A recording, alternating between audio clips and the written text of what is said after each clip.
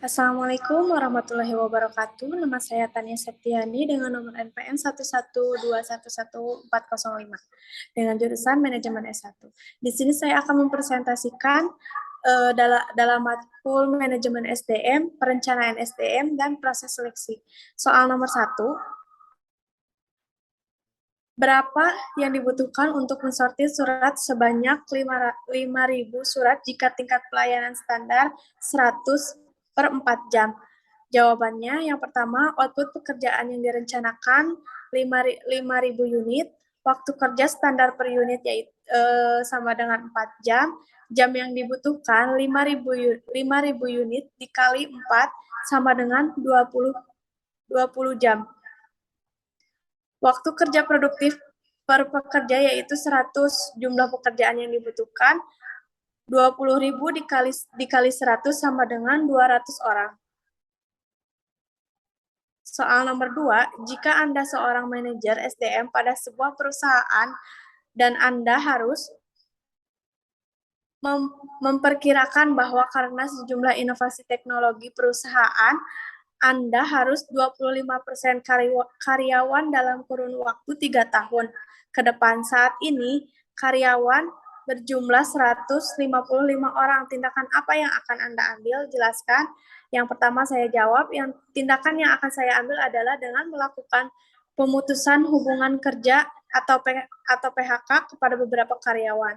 Dengan catatan, PHK tersebut harus sesuai dengan peraturan dan prosedur yang benar. Prosedur PHK menurut Undang-Undang Nomor 13 Tahun 2003 yaitu merundingkan terlebih dahulu antara kedua belah pihak. Jika memang hasil akhir PHK adalah tetap harus dilaksanakan, maka diajukan permohonan secara tertulis kepada lembaga penyelesaian perselisihan hubungan industrial atau bisa disebut dengan pengadilan hubungan industrial, disertai dengan alasan kenapa PHK dilakukan. Jika terjadi PHK, maka perusahaan wajib membayar uang pesangon atau uang penghargaan masa kerja dan uang penggantian yang seharusnya diterima oleh karyawan.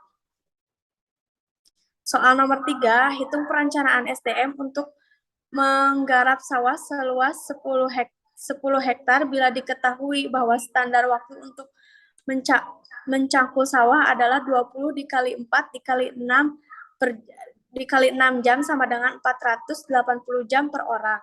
Waktu yang ditetapkan untuk menyelesaikan 20 hari, jawabannya 480 sama dengan 24 jam, jadi 20 hari. Jam kerja rata-rata penggarap kerja yaitu 6 jam. 6 dikali 20 sama dengan 120 jam. 480 dibagi 120 yaitu 4 pekerja.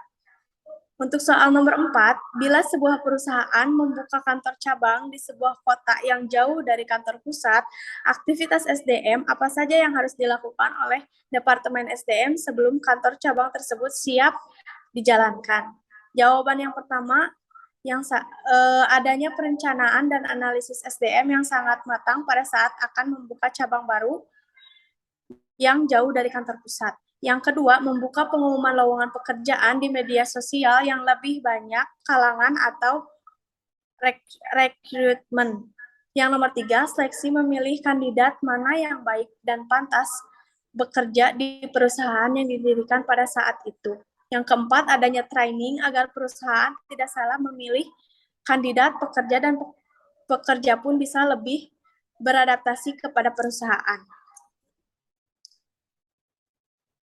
Selanjutnya, soal nomor 5, buatlah rekrutmen dan seleksi untuk soal nomor 1.